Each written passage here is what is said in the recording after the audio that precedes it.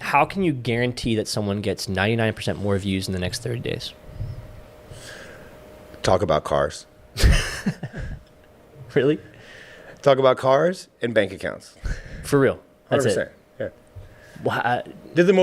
It's the most broad appeal, wide appeal, mass appeal, interesting topics. Everyone's interested in people's bank accounts, and everyone's interested in people's cars, because everyone ultimately above the age of 16 has a car, knows somebody with a car, or wants to get a car, or doesn't like the car they're driving.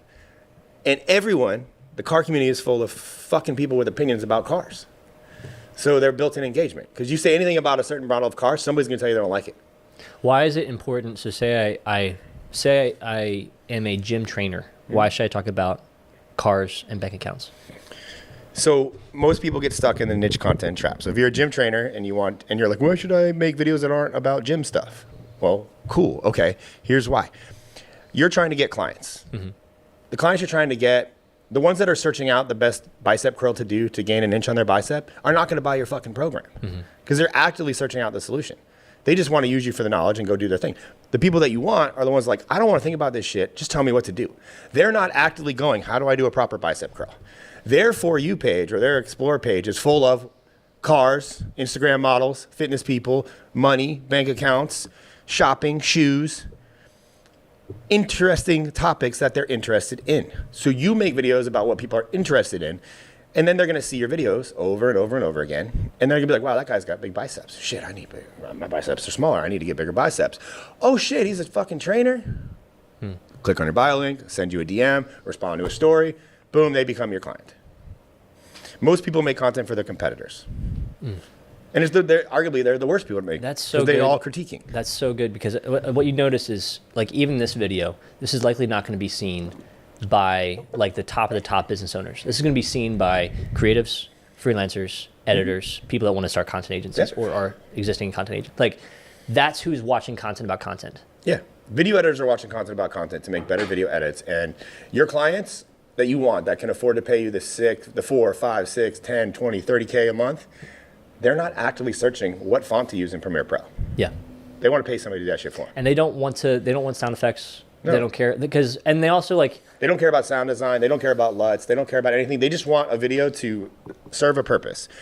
And usually, if it's a business owner, the only purpose that matters is, does this video get me attention? And then does that attention convert to money? Mm-hmm. But the smartest people with content, my mic keeps falling. The smartest people with content go, how do I get more attention? I know how to monetize attention.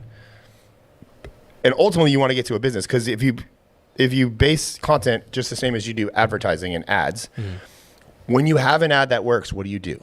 You put more money behind it. But eventually, that ad, you run out of people to run that ad to. So then you go, okay, well, let's try to open up the targeting. You run it to everybody and see if it converts. That's what organic content is. Like, you're running yourself to everybody and seeing if it converts. The problem is most people aren't very likable. Is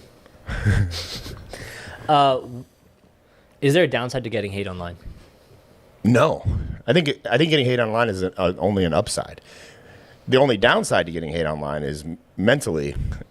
It's like getting punched in the face and then stabbing yourself with glass in the eye 27 times over. And then it just gets worse. Like, you can only develop thick skin to a degree, because if every 10 minutes somebody walked up to you and said, Grant, you're stupid. Yeah. And they did it every 10 minutes, 24 hours a day, 7 days a week, 365 days a year for 5 years. You might actually start believing that you're stupid. How many hate comments have you gotten? You only seen the last hour? No, like, give me an estimate overall. This is how you, this is. Give me an estimate. There's one specific video that really tested my mental toughness, and it was about 5-inch shorts. And currently right now on that video, there's 4,682 comments, and not a single one of them is positive. There's also 7,113 shares. Yeah. 5,350 likes. And 2.4 million views. I'm assuming that not all 7,000 of those people shared it just to hate on me. I know a few did, because they tagged me, because you get notifications. Yeah. So, but statistically, that actually means that there's more positive from this video than there is negative. There's more likes than there are hate comments. So the ratio of this video is actually very positive. Yeah. But Let's just read a comment. Let's just scroll the wheel. See where it stops. If you're worried about the length of a guy's shorts, you need to rearrange some things. Who the hell are you to tell anybody that looks good rocking that set of teeth you have in your mouth? Gay ass checking men's legs. Anyways, you can come out of the closet, bud. You're gay. Tell me you have a little tiny dick without actually telling me you have a little tiny dick. That's cool. Those are just 3? Yeah. Is that one comment or just? I mean, it keeps going. Okay. It just keeps going. That's cool.